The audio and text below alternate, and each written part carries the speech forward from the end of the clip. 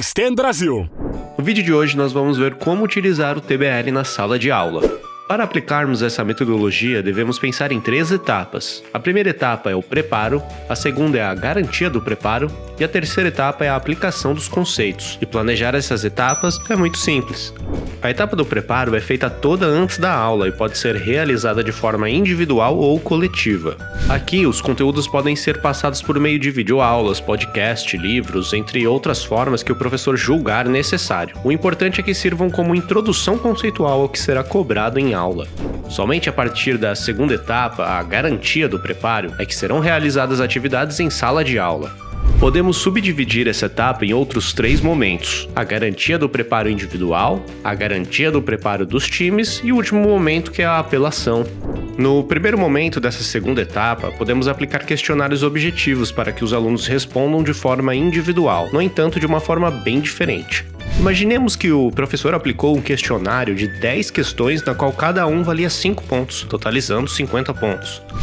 Esses 5 pontos de cada questão podem ser distribuídos pelo aluno de acordo com suas impressões. Caso ele venha a ficar em dúvida entre 3 alternativas, por exemplo, mas ache que uma delas tende a ser a correta, ele pode distribuir os valores de forma distinta, como 1,5 para 2 alternativas e 2 para outra, por exemplo. O importante é que o aluno possa distribuir os 5 pontos da forma que ele desejar, de acordo com seus critérios. No entanto, a pontuação final será contabilizada somente com a pontuação apostada na questão correta. Agora, iremos para um segundo momento da segunda etapa, a garantia do preparo coletivo.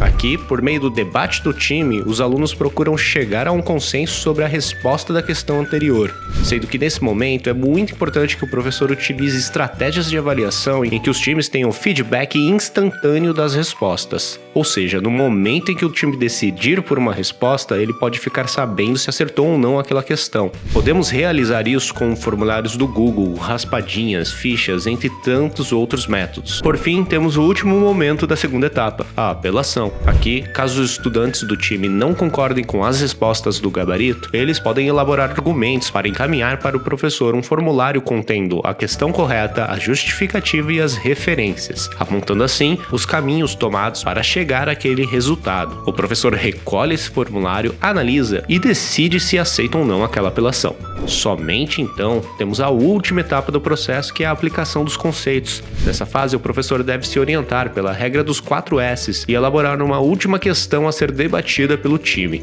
Sendo que a regra dos 4 S's vem da seguinte situação. O primeiro S é o significant, é dizer que os problemas devem ser significativos aos alunos. O segundo S é igual, same. Cada grupo deve responder o mesmo problema ao mesmo tempo para promover novos debates. Specific. A possível resposta da questão deve ser específica a todos os grupos. E simultaneous. As respostas devem ser todas simultâneas.